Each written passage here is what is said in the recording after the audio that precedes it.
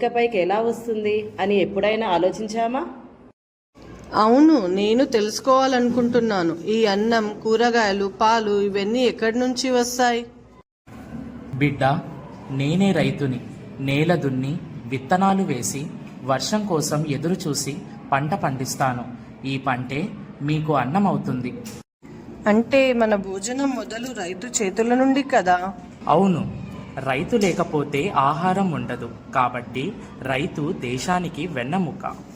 అవును నాన్న, రైతు పండించిన ధాన్యం మిల్లులకి వెళ్తుంది. అక్కడ బియ్యం అయ్యి ఆ తర్వాత మార్కెట్లోకి వస్తుంది. నేను ధాన్యం కొనుగోలు చేసి కష్టపడి వంట చేస్తాను. అలా ఆహారం మన పట్టికపైకి వస్తుంది. రైతు పడని కష్టం లేదు, రైతు చూడని నష్టం లేదు, రైతు చూడని చావు లేదు. మనకు అన్నం గురించి ఎదురు చూసే రోజు వస్తే తప్ప రైతు విలువ తెలియదేమో. ఇదిగో చూడండి పిల్లలు, ఎంతో శ్రమతో రైతు ఆహారం పండిస్తాడో మనం గౌరవించాలి. ఒక ధాన్యపు గింజ కూడా వృధా చేయకూడదు. అందుకే మన పెద్దలు అన్నారు, అన్నం పరబ్రహ్మ స్వరూపం. రైతే దేశానికి బలం, ఆహారం దేవుడి వరం.